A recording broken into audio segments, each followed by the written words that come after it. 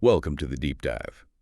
We're taking a look back at the week of May 26th to June 1st, 2025, really getting into some specific source material on the disinformation scene. hmm We've got a couple of EU versus Disinfo reports to guide us.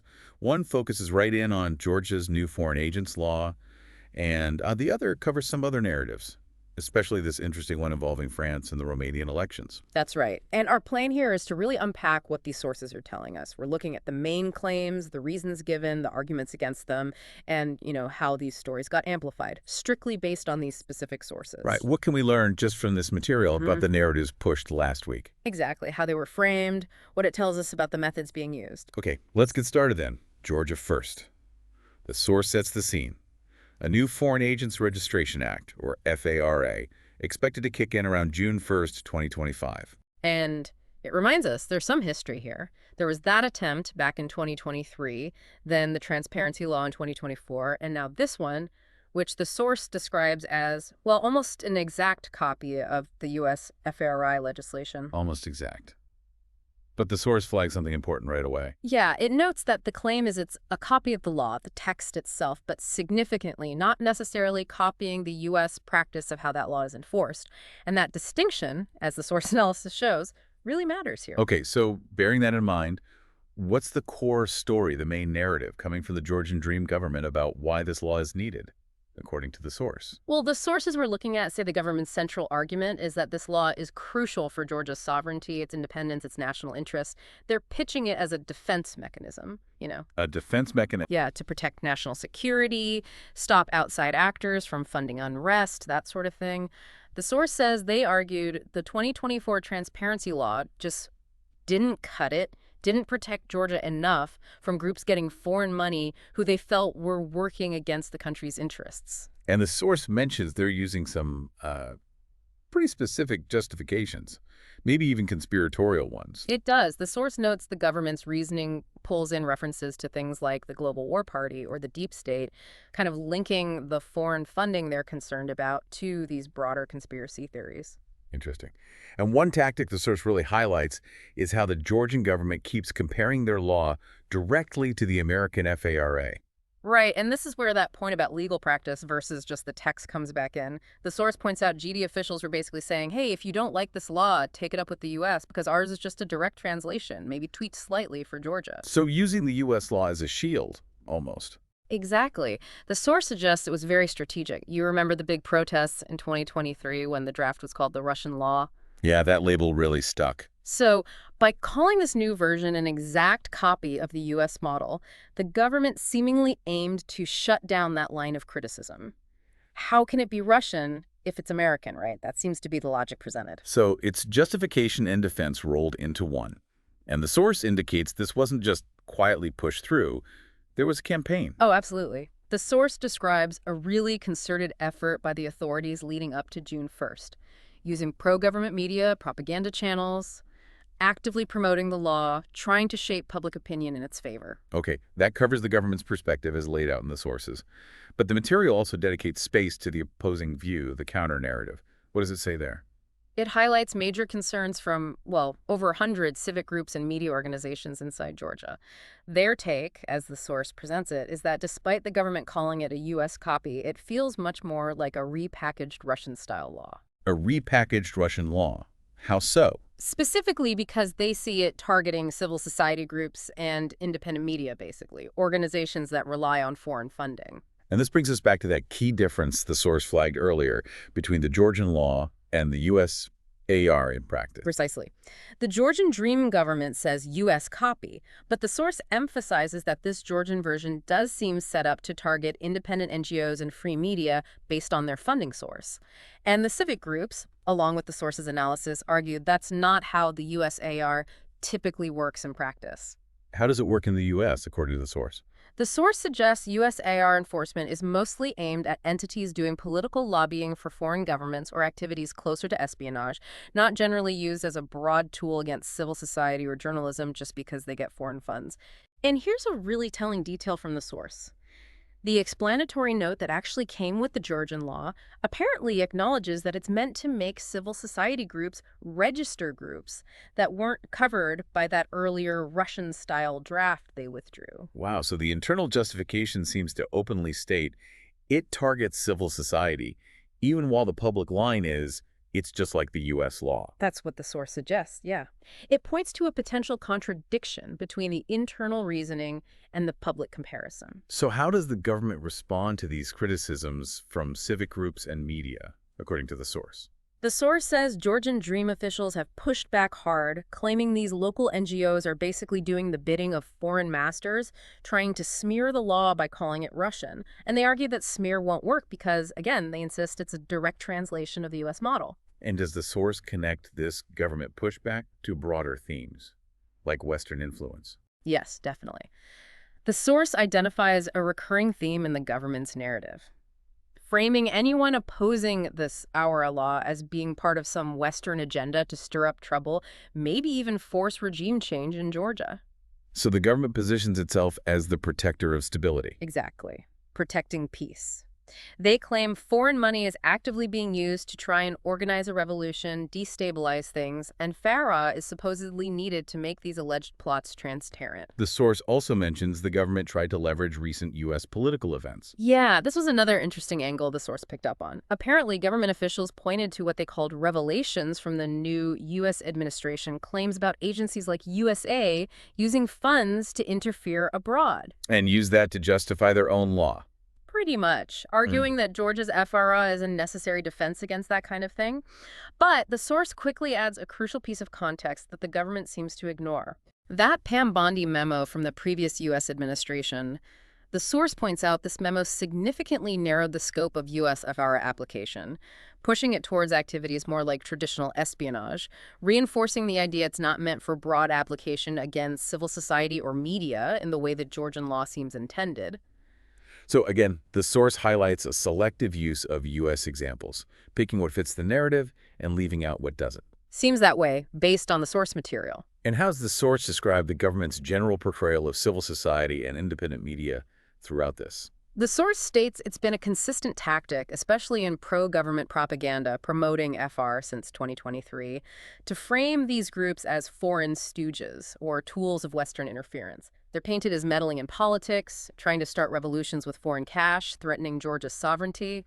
The source even mentions GD leadership using pretty derogatory language against these groups, saying FR will expose them. Okay, that's the internal picture. Yeah. What about external amplification? How did this narrative spread beyond Georgia, according to the sources? Yeah. The source material shows that pro-Kremlin disinformation outlets and platforms operating in Georgia really jumped on the Georgian Dream narrative. They praised the law, sometimes calling it a way to punish traitors. So echoing the government line. Faithfully echoing GD statements, yeah. And also actively attacking civil society, foreign donors, any diplomats who raised concerns. Did the source mention any state-level involvement in this amplification? It did give one specific example. Russia's Foreign Intelligence Service. They apparently amplified false stories about foreign backing for protests in Georgia, including a completely fabricated claim that the EU paid protesters 120 euros each. Wow, so direct state involvement in spreading that kind of disinformation. It shows how these narratives can be picked up and weaponized by external state actors if it serves their interests. The source also mentioned some coverage from outlets in Azerbaijan. Yeah, that was interesting. According to the source, some Azerbaijani-based outlets also supported Tbilisi's move. They echoed the idea that Western-funded NGOs were causing chaos in Georgia. Did they offer any other framing? Some apparently suggested Georgia was smart to follow Azerbaijan's lead, implying Baku's own restrictive laws were a good model against foreign influence. And they framed Georgia's law as a response to what they called Biden's policy of stirring up color revolutions, a very common pro-Kremlin trope. Okay, that paints a really detailed picture of the situation around the Georgian law, drawing strictly from these sources.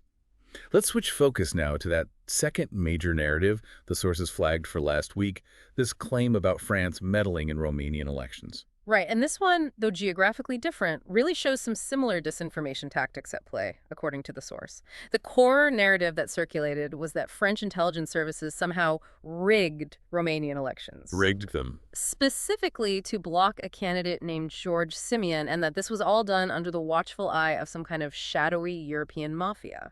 Sounds pretty dramatic. Where did this story mainly spread, according to the source? The source identifies pro-Kremlin outlets and various fringe platforms as the main amplifiers. And what was the supposed mechanism? How did France allegedly rig things? The whole story, as detailed in the source, revolves around Pavel Durov, the founder of Telegram. The claim was that Durov had exposed a French Secret Service plot to censor Romanian opposition voices on his platform. And that censorship supposedly swung the election. That was the narrative, yes. That this alleged censorship was the key move that resulted in a stolen election, handing victory to the elites. What does the source say is the underlying goal of pushing a narrative like that? The source analysis points to a clear aim: promoting cynicism, pushing the idea that, the people never decide anything anyway in elections. It's seen as a way to fuel distrust in democratic processes, maybe stir up ethnic divisions, and just generally erode faith in institutions. But crucially, the source separates this narrative from what actually happened with Durov. It provides a reality check. Absolutely. And this is where you see that classic technique the source calls out, taking a tiny grain of truth and spinning a huge lie around it. The source confirms Pavel Durov did post something. He claimed French intelligence had approached him asking to ban conservative voices in Romania on Telegram, and he said he refused. Okay, so he did make a claim about being approached. He did. However, the source stresses two critical points. Durov offered zero evidence for his claim of being approached. And perhaps more importantly, he absolutely did not claim this had anything to do with rigging the election or affecting the outcome. So the disinformation takes his unverified claim about being asked to ban voices, ignores the lack of proof, and then completely invents the election rigging motive and outcome. Exactly. It twists his statement into something totally different to fit the conspiracy. And the source notes the French government responded quickly. Their foreign intelligence agency, the DGSE, flatly denied it. They said any past contact with Telegram was strictly about terrorism and child protection issues, nothing remotely connected to elections. And the source explicitly calls this an example of the Kremlin's disinformation playbook. It does. The analysis breaks it down. Using those suggestive half-truths, like Durov's post, name-dropping well-known figures Durov, Simeon, French intelligence to make it seem credible, mixing real people with totally fabricated motives, and the source notes often adding xenophobic undertones or dog whistles. And the ultimate goal, according to the source's analysis. It's pretty blunt. Undermine trust in elections, delegitimize EU institutions, hence the European mafia line, and just generally deepen political divisions, in this case between France and Romania, perhaps. And the source notes this isn't an isolated incident targeting Romanian democracy. That's right, it fits a pattern. The source mentions previous Kremlin-linked claims about the EU supposedly rigging Romanian elections or framing candidates' legal troubles as Western plots. Adding France and Durov this time is just, a new variation on an old theme aimed at damaging trust in Romania's democracy and its European ties. So the source's takeaway on this Romania-France story is quite clear. Yeah, the assessment is unambiguous. This isn't journalism. It's not whistleblowing. The source calls it information warfare, plain and simple, designed to eat away at democratic trust. The real threat, the source emphasizes, isn't the voters, it's the people manufacturing these kinds of stories. Okay, so looking at both these deep dives, Georgia's law and the France-Romania election narrative, based only on what our sources presented this week, what connections jump out? Well, what's striking, looking at them together as presented in these sources, is how they share fundamental goals and tactics, even if the topics seem unrelated. Both narratives clearly aim to erode trust. Trust in what, specifically? In Georgia's case, it's trust in civil society, independent media, maybe Western partners. In the Romania-France case, it's trust in the democratic election process itself and EU institutions. And both narratives, the sources show, get amplified by similar networks, pro-Kremlin platforms, fringe sites. And the tactics. Similar tactics, too, as identified by the source. That selective use of information, twisting facts like comparing the Georgian law to US CFR, but ignoring the difference in practice. Or taking Durov's actual statement and fabricating its meaning and context, and framing legitimate actors or events as part of some big conspiracy. It really shows how different campaigns can use a shared playbook aiming for that similar outcome of undermining trust. Exactly. It's less about the specific subject sometimes and more about the method used to attack trust and stability, using these examples from the past week's source material. So wrapping up this deep dive, based solely on these specific sources from May 26th to June 1st, what are the main takeaways? I'd say for Georgia, Right. the sources laid out the competing narratives around the law, the government's sovereignty argument using the U.S. FARA comparison versus civil society's fears of it being a tool to target them, plus the external amplification.